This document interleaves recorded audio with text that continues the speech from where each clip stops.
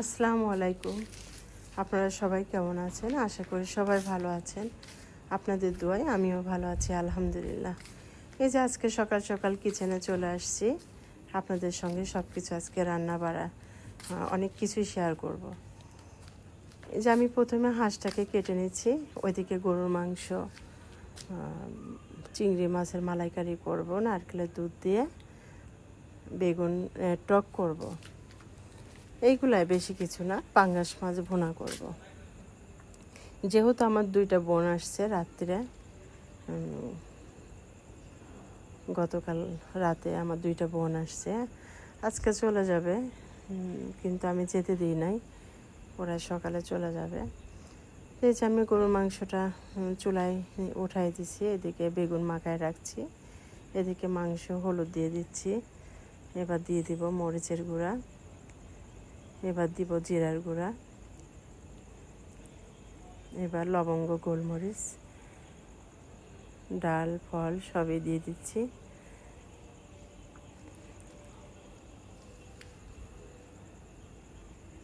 এরপরে লবণ, মরিচ, আস্ত পেঁয়াজ দিয়ে এর মধ্যে আদা রসুন বাটাও দিয়ে দিব।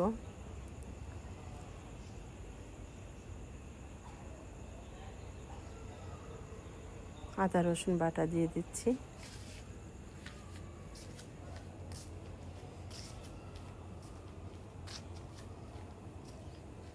আমি কিছুটা আস্ত মরিচ দিয়ে দিছি, যখন মাংসটা শেষের দিকে হবে তখন আবার কিছুটা আস্ত মরিচ দিয়ে দিব।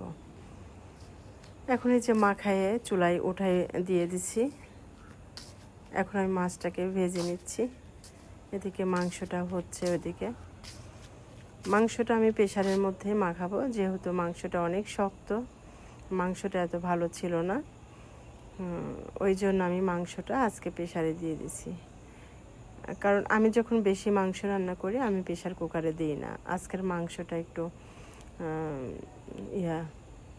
খুব একটা ভালো না, একটু বেশি শক্ত, আর মনের কাছে কেমন যেন মনে হচ্ছিল, যার কারণে ভাবলাম যে আজকে হয়তো বা সেদ্ধ হবে না।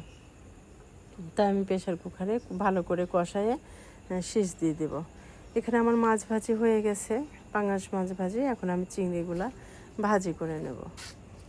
চিংড়িগুলো ভাজি করে উঠাই রেখে তারপর আমি বেগুনগুলো ভাজি করে নিব।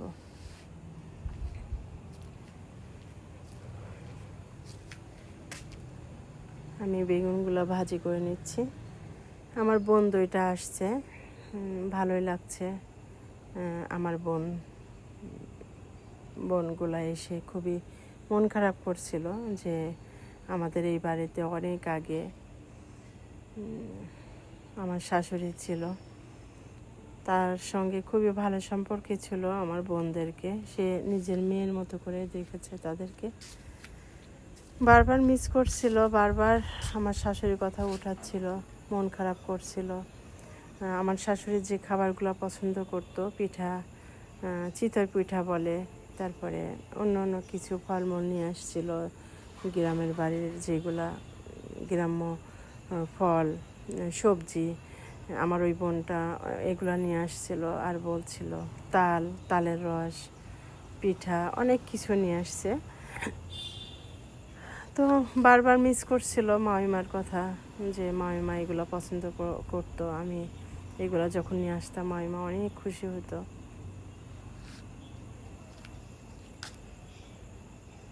বলে ওরা খুব আপসেট হচ্ছিল, মন খারাপ করছিল। যাই হোক, এই যে আমি রান্না করছি। প্রথমে একটু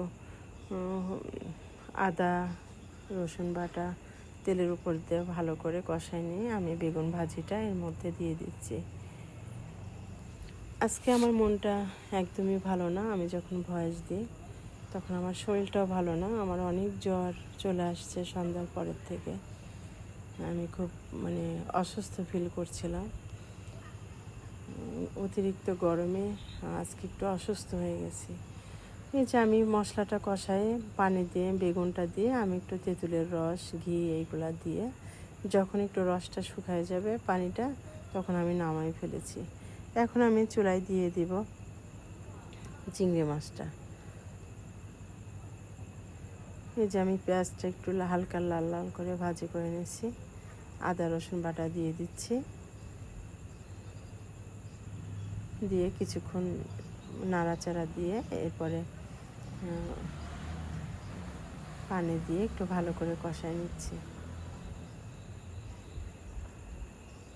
একটু ভালো করে কষায় নিচ্ছি, নিয়ে তারপরে মশলা দিব।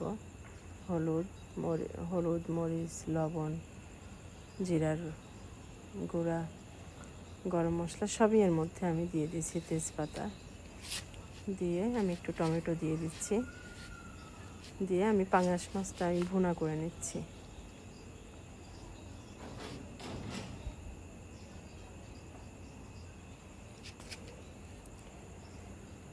আজকে এক্সট্রা কোনো বাজার করি নাই, আমার বাসায় ফ্রিজে যেগুলো ছিল ওইগুলাই আমি আজকে রান্না করছি।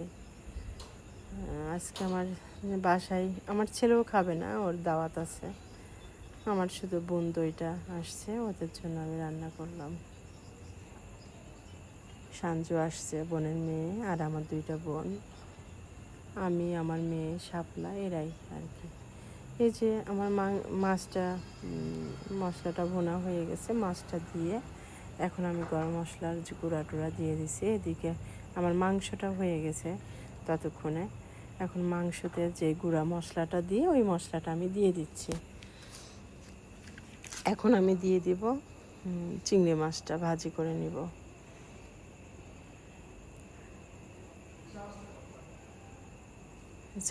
চিংড়ি মাছটা আমি ভুনা করে নিব। আমি তো চিংড়ি মাছটা আগেই ভাজি করে রাখছি। এই যে পেঁয়াজ লাল লাল হয়ে গেছে, আমি মশলা দিয়ে দিচ্ছি, বাটা মশলা, আদা পেঁয়াজ রসুন বাটা। এখন হলুদ, মরিচ, ধনিয়া, জিরার গুঁড়া সবই দিয়ে দিচ্ছি, কাঁচামরিচ দিয়ে কিছুক্ষণ নাড়াচাড়া দিয়ে আমি মাছটাকে ঢেলে দিব, চিংড়ি মাছটা। ওইদিকে আমি চিংড়ি মাছের জন্য আর হাঁসের মাংসের জন্য নারকেলটা আমি ব্লেন্ডার করে রাখছি। যেহেতু নারকেলটা খুবই শুকনো ছিল, রস কম ছিল, আমি ব্লেন্ডার করে রসটা বানাই নিছি। এখন আমি দিয়ে দিচ্ছি নারকেলের দুধ, একটু হালকা করে একটু চিনি দিব। এটা আমার ছেলের খুবই পছন্দ, নারকেলের দুধ দিয়ে মালাইকারি।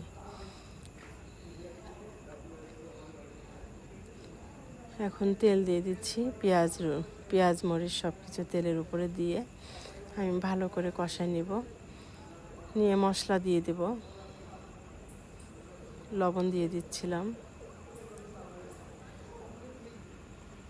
আদা রসুন বাটা দিয়ে দিলাম, দিয়ে আবার একটু নাড়াচাড়া দিয়ে এবার আমি গুঁড়া মশলা দিয়ে দেব। হলুদ, মরিচ, ধনিয়া, জিরার গুঁড়া, লবঙ্গ, গোলমরিচের গুঁড়া সব কিছু দিয়ে দিব। এই তো হলুদ দিয়ে দিচ্ছি, মরিচ দিয়ে দিচ্ছি, জিরার গুঁড়া দিয়ে দিচ্ছি,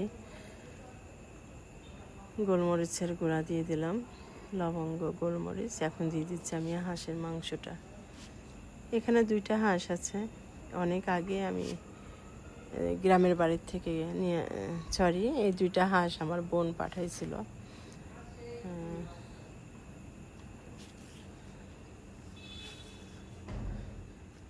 আমি এখন মাংসটা ভালো করে কষায় নিব, খুবই ভালো করে মাংসটা কষায় নিয়ে এর মধ্যে আবার আমি দিয়ে দেব। যখন কষানো হয়ে যাবে ভালো মতো, তখন আমি আবার ওই নারকেলের দুধটা এর মধ্যে দিয়ে দেব। আমি একটু অল্প অল্প করে পানি দিয়ে মাংসটা ভালো করে কষায় নিচ্ছি।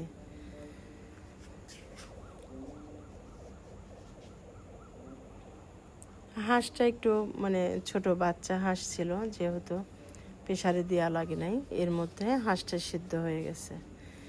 এরপর আমি ওই পাশে হাঁসটাকে দিয়ে আমি এদিকে পোলাও করে নিচ্ছি, কারণ অনেক বেলা হয়ে গেছে, গরমে আর সহ্য হচ্ছিল না। আমি কিছুক্ষণ রান্না অফ করে করে আমি এসি রুমের মধ্যে চলে যাচ্ছিলাম, কারণ আমার খুবই অস্বস্তি লাগছিল, শরীরটা এত খারাপ লাগছিল, মানে আর ভালো লাগছিল না রান্না করতে, খুবই অস্বস্তি হয়ে যাচ্ছিলাম রান্না করতে যেয়ে। এত পরিমাণ গরম ছিল, মানে এত গরম যে আসলে সহ্য করার মতো না। হয়তো বা কত গরম, কত কিছু আমাদেরকে সহ্য করতে হবে, এক সময় তো আমরা এই সুখের দুনিয়ায় থাকবো না, চলে যাব। মাটির নিচে থাকতে হবে, কবরে, অন্ধকার কবরে থাকতে হবে। সেখানে গরম থাকবে, সেখানে মশা মাছি থাকবে, সাপ পোকা থাকবে, অন্ধকার কবর থাকবে। কিন্তু তারপরেও দুনিয়ায় যে 2 দিন আছি, এই 2 দিন আমরা সবাই সুখের চিন্তাই করি। আল্লাহ সবাইকে হেফাজত করুক, আল্লাহ সবাইকে ধৈর্যশীল বানাক, আল্লাহ যেন সবাইকে আল্লাহর রহমত যেন আল্লাহর রহমত যেন মানুষের উপরে নাজিল হয়, এই আর কি। সবাই যেন আল্লাহকে সবসময় যেন আল্লাহকে স্মরণ করে। যারা একসময় খারাপ ছিল তারা ভালো হবে, আল্লাহ তাদেরকে হেদায়েত করুক।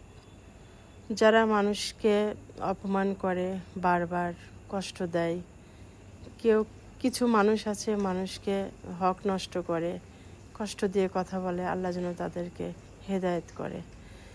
সবার জন্যই দোয়া করি, যারা মন মানসিকতা যাদের খারাপ আছে, আল্লাহ যেন তাদেরকে মন মানসিকতা ভালো করার তৌফিক করে দেয়। আল্লাহ যেন আমাদেরকেও সঠিক পথে নেয়, আল্লাহ যেন আমাদেরকে হেদায়েত করে। আল্লাহ যেন সবাইকে মাফ করে দেয়, সবাইকে ভালো রাখে, সুস্থ রাখে। সবার জন্যই সবাই আমরা দোয়া করব। এই যে আমার রান্না হয়ে গেছে, আমি পোলোয়াটা করে ফেলেছি। পোলোয়ার রেসিপিটা আমি বলতে পারি না, আসলে আমার এটা প্রতিদিনের রেগুলার রান্না। আমি প্রতিদিন যে রেগুলার রান্না করি সেটাই দিব, সেটাই বলবো। আমার রেসিপি করার মতো কোনো ধৈর্য, কোনো মন মানসিকতা বা এত সময় বা রেসিপি করার মতো আমার এত ধৈর্য নাই। আমি প্রতিদিন আমি কি কাজ করব, আমার রান্নাঘরের কাজ, আমার সংসারের কাজ,